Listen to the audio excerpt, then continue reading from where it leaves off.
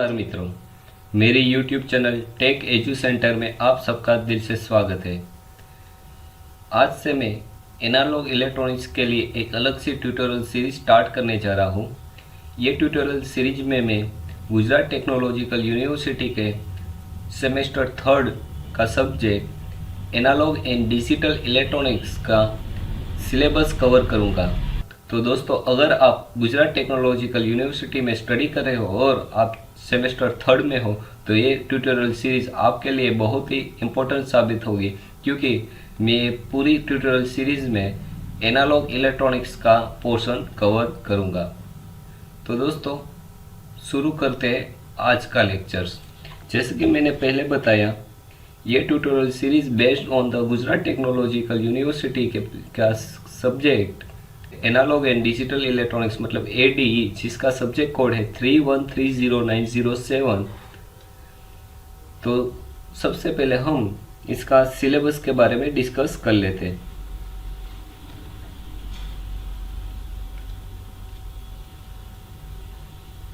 तो दोस्तों, ये एनालॉग एंड डिजिटल इलेक्ट्रॉनिक्स का सिलेबस है, इसका सब्जेक्ट कोड 3130907 है। मैं इस सब्जेक्ट का चैप्टर नंबर 1, 2 एंड 3 मतलब 1, 2 एंड 3 यहाँ तक पोर्शन कवर करूँगा। ठीक है। इस ट्यूटोरियल सीरीज में हम chapter 1 differential multi stage and the operational amplifier, chapter 2 linear application of op-amp and the non linear application of the op-amp.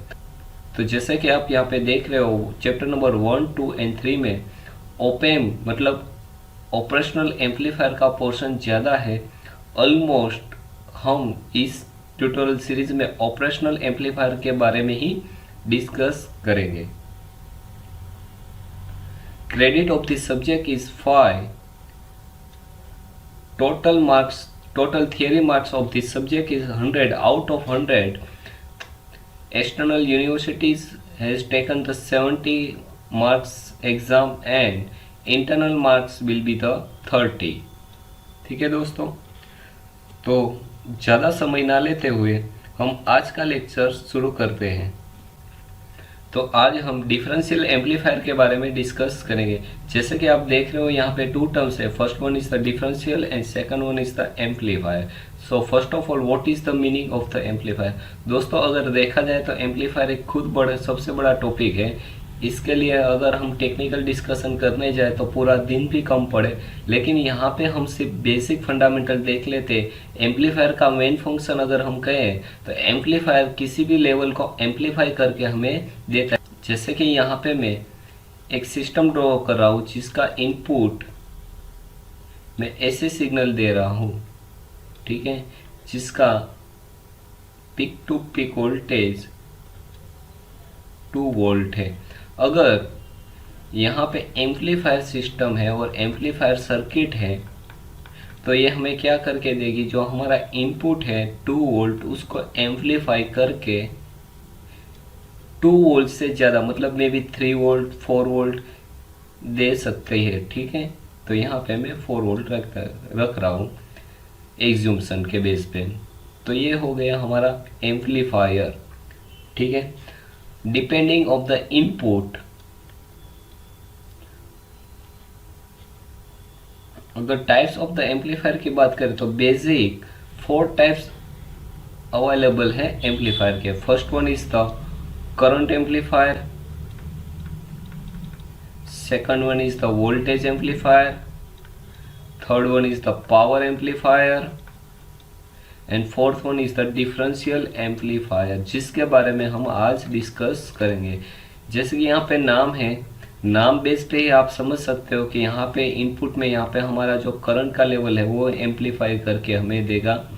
यहाँ पे हमारा वोल्टेज का इनपुट होगा, उसको एम्पलीफाई करके देगा। यहाँ हमारा जो पावर है उसको एम्पलीफाई करके देगा। और डिफरेंशियल एम्पलीफायर में आपका जो 2 इनपुट होगा, क्योंकि डिफरेंशियल एम्पलीफायर में हम 2 इनपुट यूज़ करते हैं। अगर ड्यूअल इनपुट डिफरेंशियल एम्पलीफायर है तो 2 इनपुट का जो डिफरेंस होगा वो हमें यहाँ पे एम्पलीफाई करके मिल सकता है।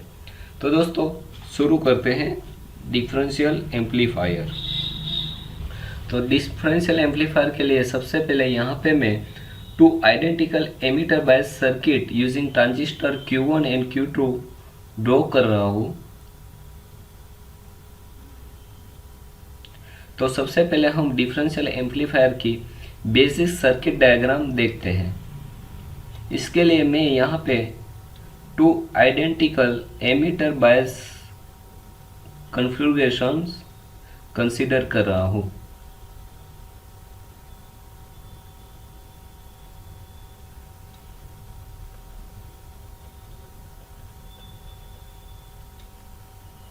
तो ये तो हो गया हमारा बेस, जहाँ पे मैं इनपुट एसी वोल्टेज दे रहा हूँ। This is one hour RB1, this is the collector resistor which is noted by RC1, and this is the emitter resistor which is represented by the RE1। and यहाँ पे मैं minus VEE connect कर रहा हूँ, जबकि यहाँ पे मैं प्लस VCC कनेक्ट कर रहा हूँ। सिमिलरली आइडेंटिकल एमिटर बायस फॉलोअर मैं यहाँ पे भी कंसीडर कर लेता हूँ।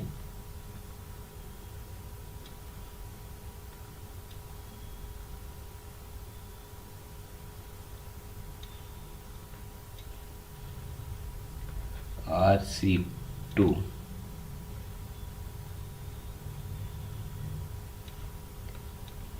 माइनस VEE, ये हो गया हमारा RE2, और यहाँ पे हमारा बेस रेजिस्टेंस है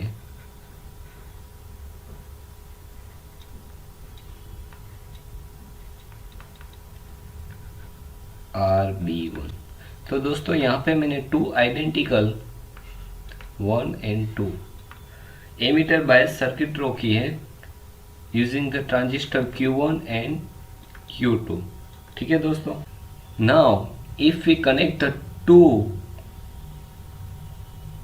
VCC supply voltage and to VE supply voltage by common, and instead of RE1 and RE2 we connect the RE which is equal to the parallel of RE1 and RE2। मतलब इसकी मैं equivalent एक circuit draw करता हूँ।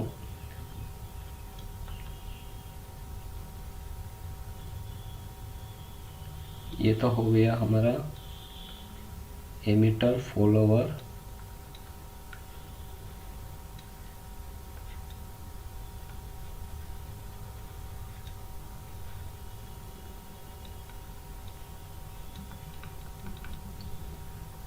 यहाँ पे मैं दोनों कलेक्टर को ड्यूअल सप्लाई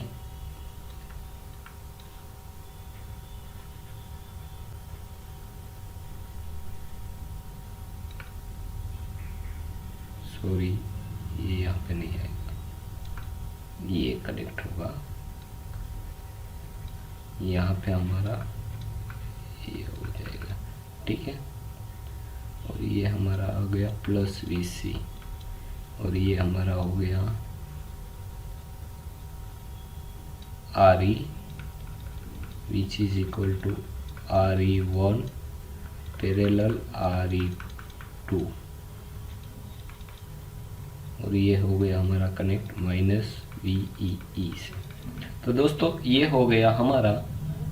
अब ये RB1 as it is, RB2,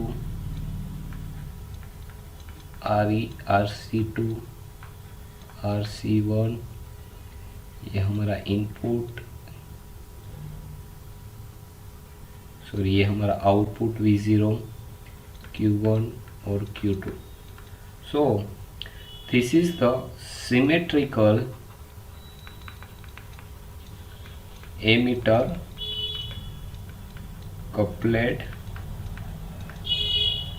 differential amplifier, और we can say that basic BJT differential amplifier भी हम इसे कह सकते हैं। तो दोस्तों यहाँ पे मैंने कुछ नहीं किया, जो दोनों RE1 RE2 थे उसको common parallel RE equal to RE1 RE2 से कनेक्ट कर दिया। एक्चुअली ये यहाँ पे लाइंस नहीं है, तो प्लीज़ इसको कंसिडर मत करिएगा।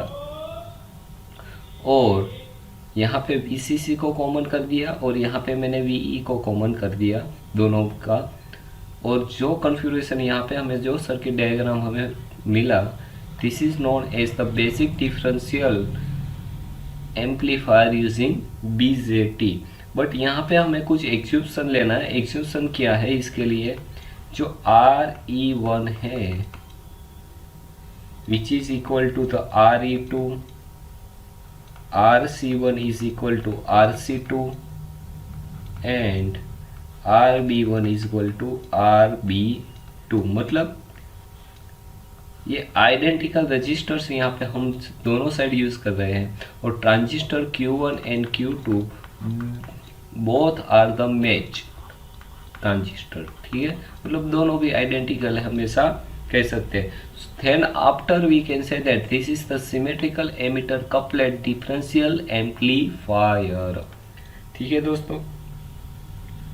तो ये तो हो गया हमारा डिफरेंशियल एम्पलीफायर। अगर हम यहाँ पे करंट की बात करें तो this is current will be flow here IB1, here drop IB2, here IC1, IC2, ठीक है।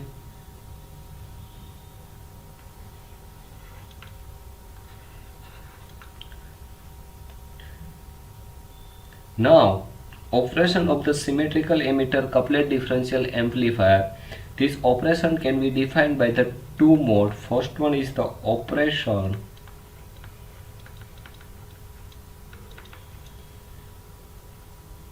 in differential mode.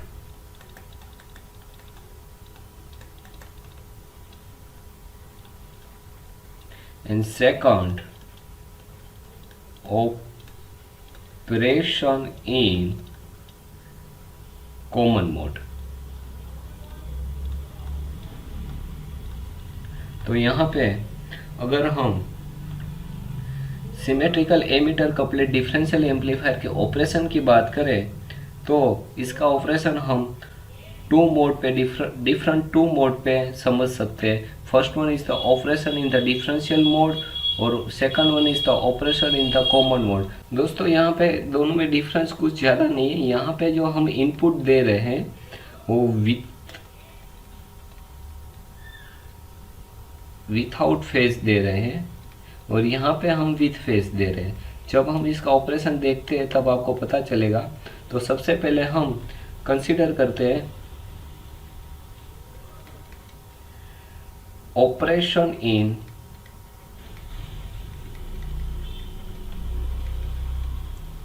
Differential mode.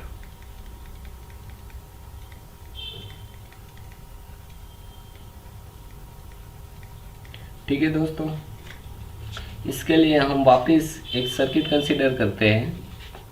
Same मैं डिफरेंशियल ऑपरेशनल एम्पलीफायर यहाँ पे ड्रॉ कर रहा हूँ। दोस्तों यहाँ पे थोड़ा छोटा सा मैं ड्रॉ करूँगा जिनसे बाकी की बची स्पेस में हम ऑपरेशन समझने की कोशिश कर सकेंगे, ठीक है।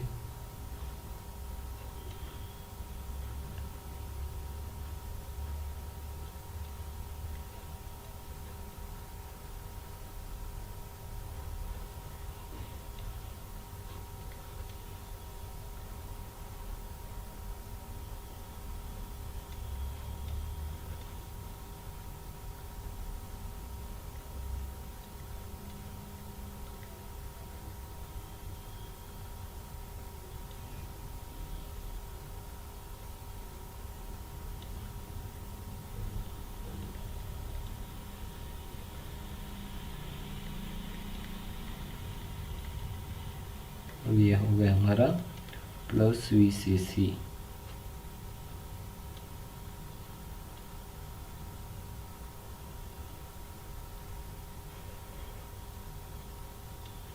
यहाँ पे रजिस्टर आ जाएगा, रजिस्टर सोर्स 1, रजिस्टर RS2, ये हमारा RC, ये हमारा RC, ये हमारा RE और ये हो गया हमारा RE, ठीक है। तो दोस्तों अगर मैं यहाँ पे इनपुट दोनों का using the centre tap transformer 180 degree phase shift, मतलब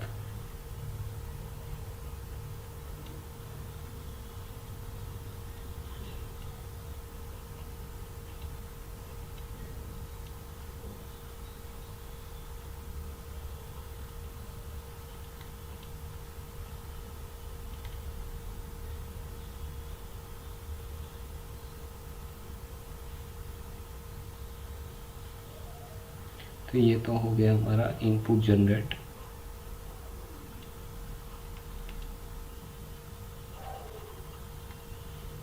तो यहाँ पे इनपुट क्या रहेगा फर्स्ट के लिए,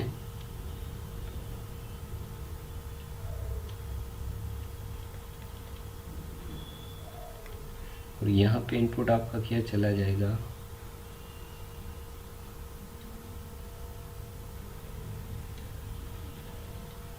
तो दोस्तों ये पॉजिटिव हाफ साइकिल है और ये नेगेटिव हाफ साइकिल है। ठीक है, तो यहाँ पे operation in the differential mode we need to have the two input signals VS1 and VS2. Suppose this is one.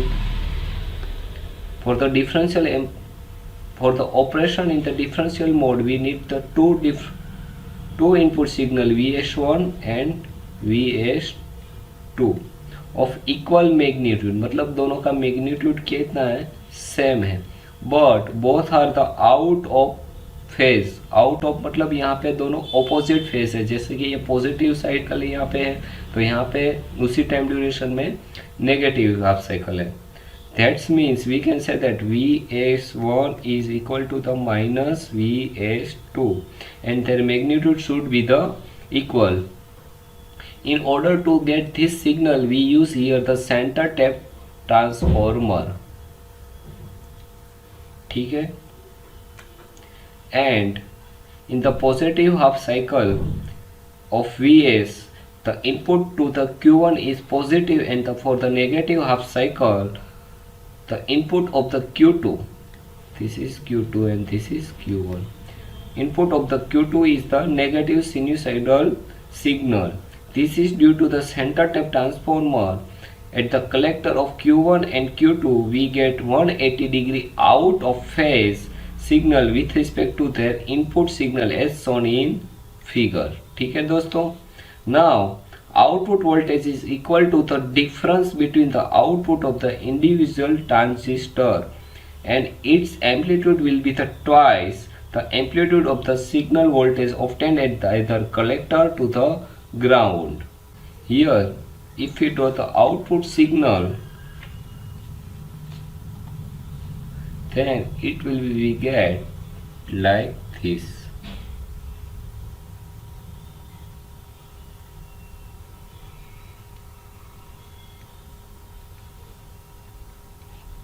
Which is twice in the amplitude. In the positive half cycle of the source, the input to the Q1 is positive, hence a positive voltage is developed across the RE because Q1 acts as a emitter follower. इतना emitter या follow को use करे as a emitter follower circuit behave करेगा। Similarly during the negative half cycle this part will be the act as a emitter follower. So equal and opposite voltage appears across the RE and cancel each other. Therefore, when we consider the effect of Q1 and Q2 simultaneously, मतलब हम सब दोनों की एक साथ में अगर effect consider करेंगे तो यहाँ पे इफेक्ट क्या हो जाएगी, कैंसल आउट हो जाएगी and no signal voltage appears across RE। ठीक है दोस्तों, and the signal current flowing through the RE is equal to 0। क्योंकि दोनों की यहाँ पे इफेक्ट क्या हो रही है, कैंसल हो रही है। सो RE does not introduce the negative feedback, मतलब यहाँ पे RE आपको नेगेटिव फीडबैक नहीं हो रहा। नाउ सेंटर टेप में क्या हो, नाउ कॉमन मोड कंडीशन में क्या होगा, दोनों इनपुट यहाँ पे हम सेंटर टेप ट्रांसफार्मर की जगह क्या यूज करेंगे, डायरेक्ट कनेक्शन यूज करेंगे यूजिंग सिंगल सोर्स। ठीक है दोस्तों,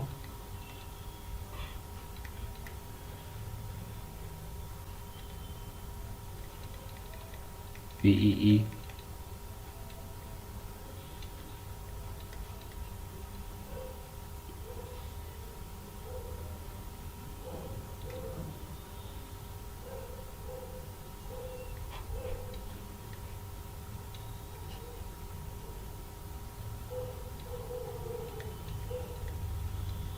V0 RC प्लस VCC और ये हमारा हो गया इनपुट सोर्स। तो यहाँ पे हम तो अलग अलग पॉजिटिव हाफ साइकिल और नेगेटिव हाफ साइकिल मतलब आउट ऑफ फेज दे रहे थे, जहाँ की यहाँ पे हम सिंगल इनपुट दे रहे हैं दोनों Q1 एंड Q2 में, तो it is known as the common mode condition. So दोनों पे सेम यहाँ पे सिग्नल मिल रहा है, तो दोनों की कैंसल आउट हो जाएगी। सो नाउ दोस्तों हम कॉमन मोड ऑपरेशन देखते हैं। सेकंड इज द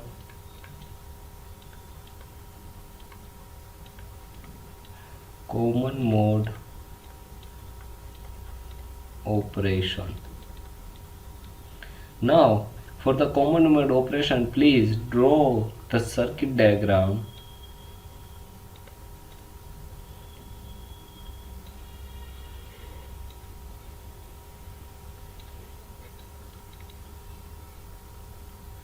दोस्तों यहाँ पे ग्राउंड नहीं है, this is the minus VE और this is your RE। collector resistance RC connected to the VCC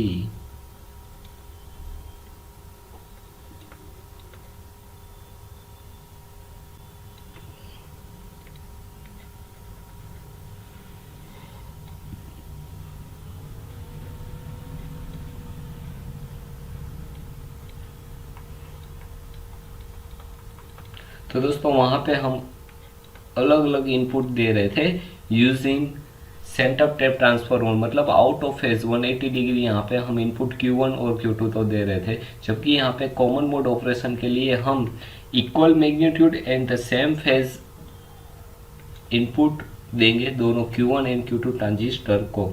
ठीक है दोस्तों, मतलब we can say that here VS1 is equal to VS2 is equal to VS, ये हमारा VS2 है, ये हमारा VS1 है और ये हमारा VS हो गया। ठीक है दोस्तों, so now as per the figure diagram we can say that at the base signal of Q1 and Q2 are in phase and equal, so their collector voltage will be also in phase and the equal, as the output voltage is difference between the voltage at the collector of Q1 and Q2 and so that output will be the zero ideally। मतलब यहाँ पे दोनों हम same signal दे रहे हैं तो दोनों का डिफरेंस यहाँ पे जीरो मिलेगा क्योंकि सेम मैग्नीट्यूड है।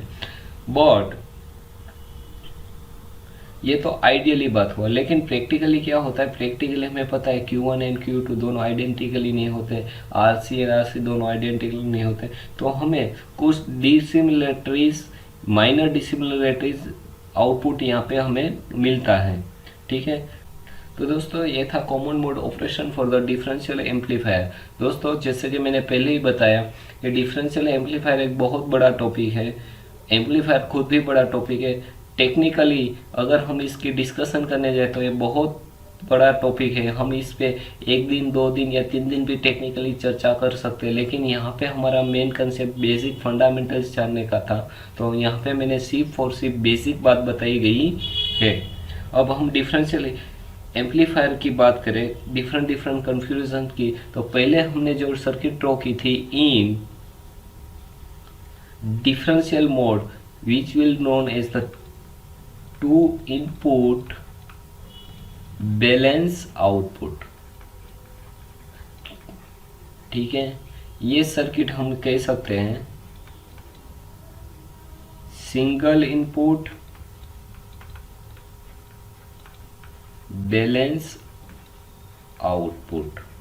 सिंगल इनपुट तो नहीं कह सकते, हमको यहाँ पे इसको कॉमन करना पड़ेगा। ठीक है, तो ये सर्किट हो जाएगी हमारी single input balance output. Now third one is the 2 input which is known as the dual input also, मतलब dual input unbalance differential amplifier. So उसके लिए हम यहाँ से आउटपुट लेने की जगह सिर्फ और सिर्फ यहाँ से आउटपुट लेंगे which is known as the dual input unbalance output. And fourth one is the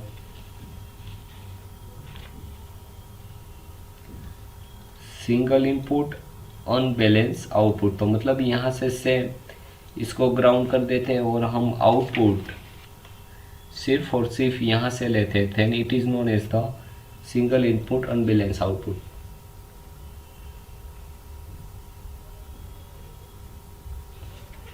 तो दोस्तों, आज के लेक्चर्स में हमने डिफरेंशियल एम्पलीफायर के बारे में देखा। अगर आपको डिफरेंशियल एम्पलीफायर में थोड़ा सा भी डाउट है तो प्लीज़ कमेंट में, जिनसे मैं आपको कमेंट में आपका डाउट सोल्व कर सकूँ। थैंक यू दोस्तों।